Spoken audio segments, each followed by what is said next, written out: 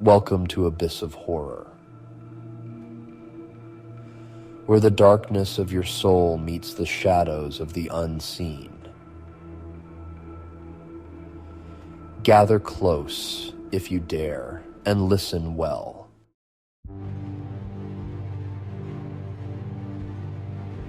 Tonight I weave a tale from the mists of time, set in the hauntingly beautiful yet perilous landscape of Victorian England.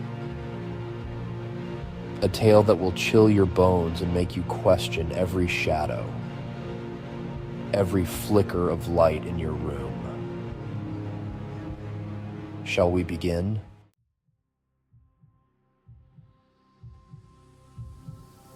The mansion stood in eerie solitude, a relic of forgotten time, perched on the edge of the sprawling English countryside like a phantom on the horizon. Briars clung to its decrepit stone walls, twisting and curling like the grasping fingers of long-dead souls. The wind seemed to carry whispers from the past, their words half-formed and lost in the rustle of the leaves.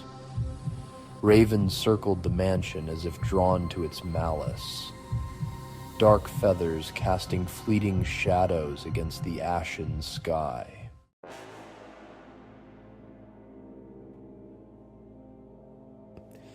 Oliver Hensley, a man of 35 years, approached the mansion with caution.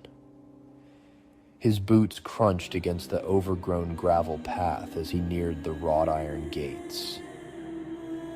He had recently inherited this vast, crumbling estate from a distant relative he had never known, a man whose name was barely mentioned in the family.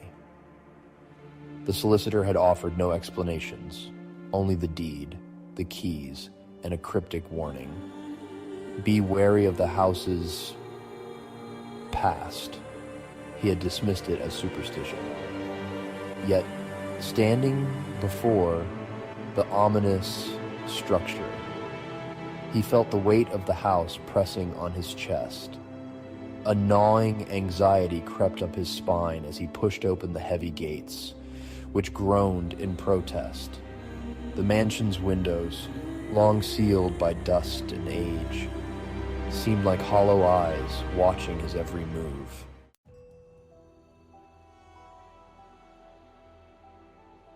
He entered the mansion, greeted by an overwhelming stillness. The grand foyer was vast, its once opulent marble floors now dulled by time and neglect. A massive chandelier, crusted with cobwebs, hung precariously from the ceiling, its crystals swaying slightly, as though disturbed by some unseen force. A thick layer of dust coated everything, undisturbed for decades. The faintest echo of footsteps reached his ears, though he knew he was alone. His heart raced as he spun around, expecting to see someone or something, but there was nothing. The silence returned, heavier than before. Oliver explored the mansion cautiously, room by room. Ancient portraits of stern-faced ancestors lined the walls, their eyes following him with cold indifference.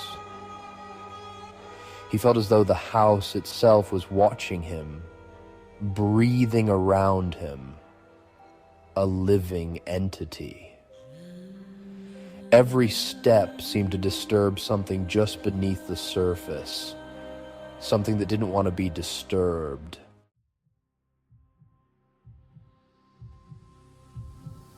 In the drawing room, he found a portrait of a woman dressed all in black, her face obscured by a veil. Her hands were clasped in her lap, delicate yet unsettling. The plaque beneath the portrait read, Lady Evelyn Blackmoor, 1820.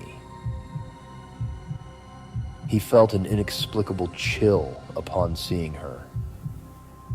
There was something wrong about her, something unearthly. Her presence lingered in the room even though the painting's eyes were hidden. His fingers twitched, and the room seemed to grow colder the longer he stared. He turned away from the portrait, but a creeping sensation crawled up his neck, as if her unseen eyes were still watching.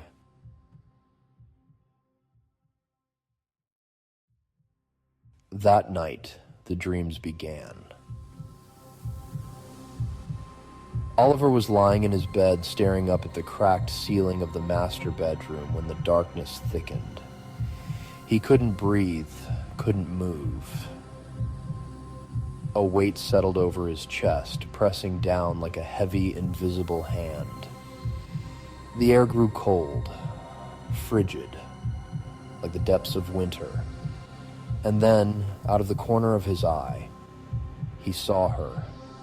Lady Evelyn, standing in the far corner of the room, cloaked in black, her veiled face turned toward him. She did not move, did not speak, but the cold radiated from her, icy tendrils crawling toward him, paralyzing him with dread. He woke with a start, gasping for breath. The room was still. No one was there. Yet the feeling of her presence lingered like a stain on the air.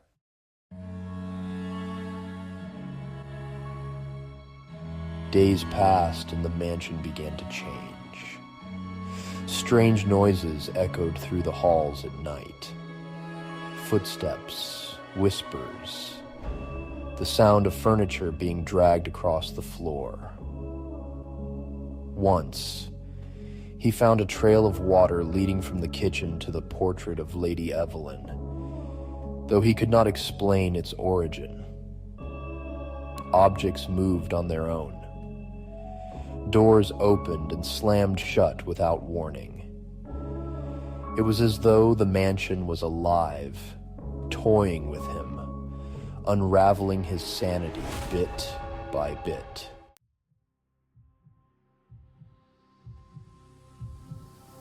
One evening, as Oliver sat in the drawing room nursing a glass of whiskey, he heard the soft sound of footsteps behind him. He turned, expecting to see nothing, as he had before. But this time, there she stood. Lady Evelyn. Her veil was lifted, revealing a face that was both beautiful and terrifying. Her eyes were black voids, staring into his soul. Her lips twisted into a grotesque smile. She did not speak, but her presence was suffocating. She glided toward him, her feet never touching the ground. Oliver backed away, his breath shallow, but she continued her slow approach, her arms outstretched as if to embrace him. He felt a crushing despair, a sense of hopelessness that drowned him in darkness. Just as she reached him, the room went black.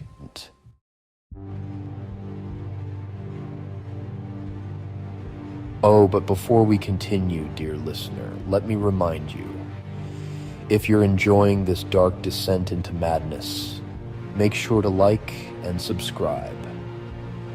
You wouldn't want to miss the next tale that creeps from the shadows, would you? Now let's return to Oliver's plight, if you dare.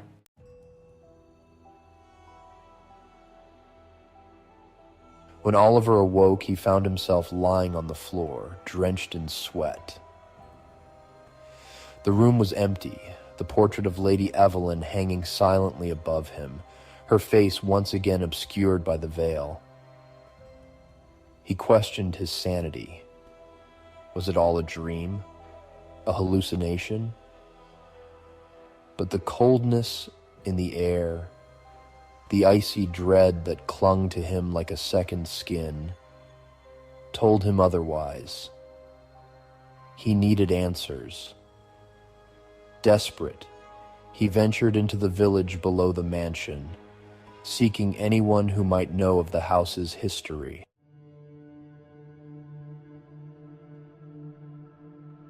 The villagers were wary. their eyes darting to the ground when he mentioned the Blackmoor estate.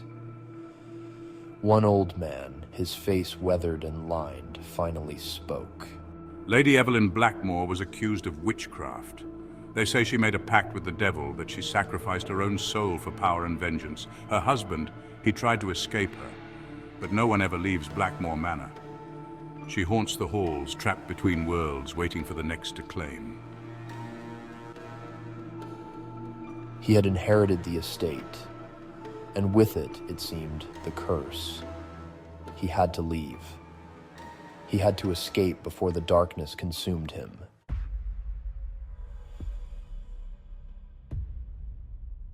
But the moment he returned to the mansion, the doors slammed shut behind him, locking him inside.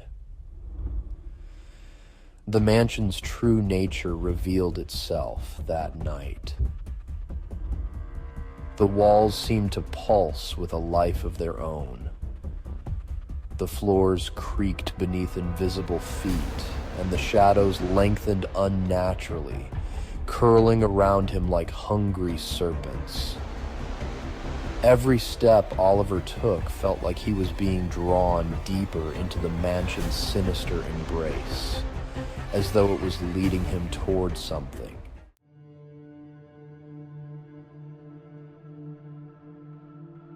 And then he found it.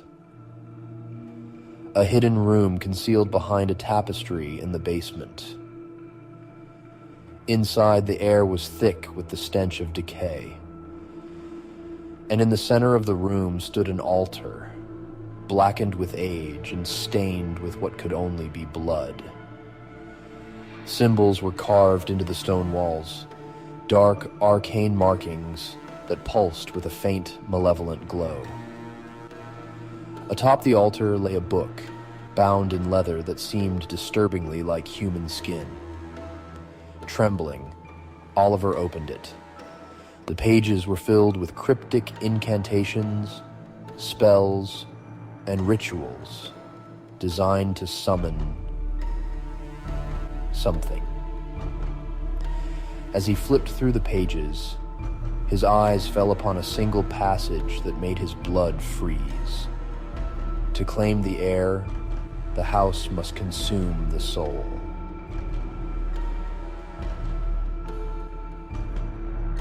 It was then that he heard her voice, a whisper, soft and seductive, yet filled with malice. You cannot escape, Oliver. You belong to me now. Lady Evelyn materialized before him, her black veil lifted, her eyes burning with an unnatural light. The room began to spin, the walls closing in, and the air grew impossibly cold. Everything faded to black, and then silence.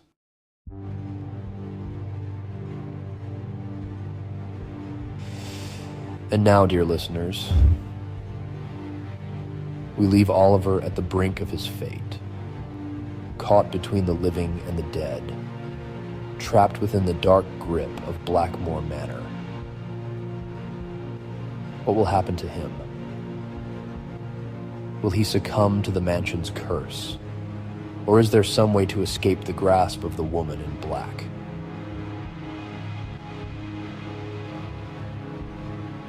But tell me, what would you do if faced with such terror? Would you run, or would you stay to confront the darkness within? Let me know in the comments below.